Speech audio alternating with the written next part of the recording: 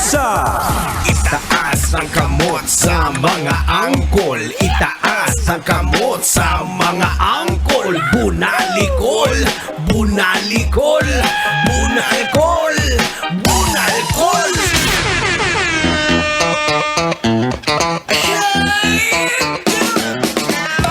Isang napakagandang gabi mga angkol!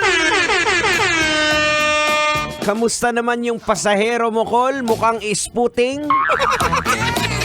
Sigurado, hulaan ko. Pupunta ng Christmas party yan, ano? Alam na! Ang saya-saya naman! Saya, clap your hands! Ang saya-saya, clap your hands! Naku mga kabisyo, talagang Paskong Pasko na. Ang paligid, paano ko nasabi? Sobrang traffic. Nararamdaman mo na ba, Manong, yung tinatawag na Christmas rush? Oh no! Yan ang ibig sabihin. Pag Pasko na, sobra-sobra na insan. Grabe-grabe na yung traffic. Ito mga kabisyo, ito pag-usapan natin sa mga nakalap nating balita. Ito yung pulsuhan natin. Isang boyfriend ang nagulat at humagulhol pa sa iyak. Oh no! Dahil nalaman niya, angkol, yung trabaho ng pinakamamahal niyang girlfriend na nagtatrabaho pala sa spa with extra service. Bira ka naman tayo. Binigla mo naman si Manong eh. Ayun na nga, inisplok na ni Tanghenyo. Napag-alaman niya na ang girlfriend niya ay nagtatrabaho sa spa with extra service na ang akala niya, hilot-hilot lang. Nalaman niya pa ito dahil sa ginawang raid dyan sa may Las Piñas. Na kung saan pinagtatrabahuan ni ate girl. Kaya hagulhol sa iyak si Kuya Boy. Di ba? Boy Abunda. Sobra namang nakakalungkot na mapag-alaman mo na mahal mo, pinagmamalaki mo sa mga kaibigan mo, pinagmamalaki mo sa pamilya mo, tapos nalaman mo na ganito pala ang naging trabaho ng girlfriend mo. Tang, hindi na natin ito patatagalin, Tang. Logika na natin para mahimasmasa na. Sige, huwag mo nang patagalin yang kalbo. Logikan mo na yan. Logika na yan. Logika na yan. Alright mga kabisyo, 6:32 on the clock. Kayo pa rin po yung nakikinig dito siyempre sa 90.7 Love Radio, Metro's number 1. Eto na nga po, logika na natin. Para nang sa gayon ating maintindihan. Anong leksyon ang ating mapupulot? Anong aral ang ating madudukot?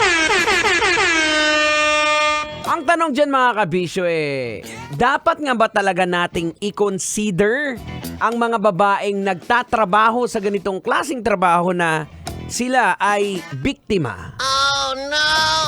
Well, sa pananaw ng mundo, oo, maging sa batas. Kasi ang ayon nga sa balita, ni-rescue ang mga babaeng iyon. Pero mga kabisyo, eto nga po ang pananaw ng mundo, yung mga prostitutes can be viewed as victims on several levels. Marami nagsasabi na iba because of their experience and position within society. Dahil sa hirap ng buhay na kinalalagyan nila, napupuwersa silang pasukin yung mga ganitong hanap buhay. Pero kung iisipin po natin kung lologikan talaga natin, hindi naman po sila pinwersa Marahil yung iba, oo. Pero karamihan sa kanila, hindi sila pinwersa. Napuwersa lang sila. Magkaiba po yun. So, ibig sabihin, there is always still a choice. Meron pa rin po tayong pagpipilian. Kasi sila pa rin po ang nagdidesisyon kung ano ang magiging kakalabasan nila. Parang nangyari lang po yan kay Eva at kay Adan. Oh no! Oh, base na naman natin sa Bible. Baka uminit na naman katawan mo, ha? Diba? Parang nangyari kay Eva at Adan, mga kabisyo. Oh, binalaan na sila ng Diyos na huwag kainin ng mansanas kasi yun ang ikakapahamak nila. Pero mas pinili pa rin nilang kainin ito.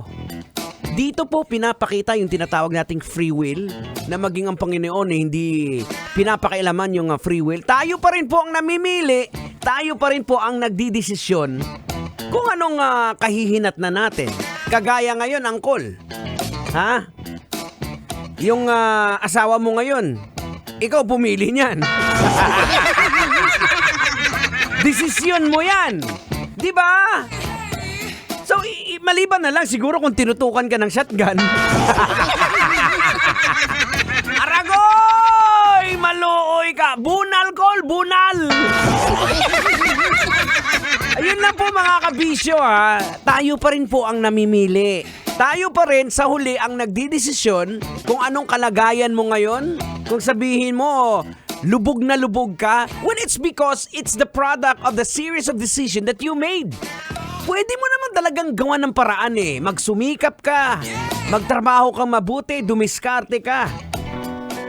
Ay nako, nag-Mr. Suabe na nga lang tayo. 6:35. Ito galing sa PNE. Parokya ni Edgar. Tingnan niyo si Mr. Suabe. 'Di ba? Kayang-kaya yan. Laban lang. Bunal, Col, bunal!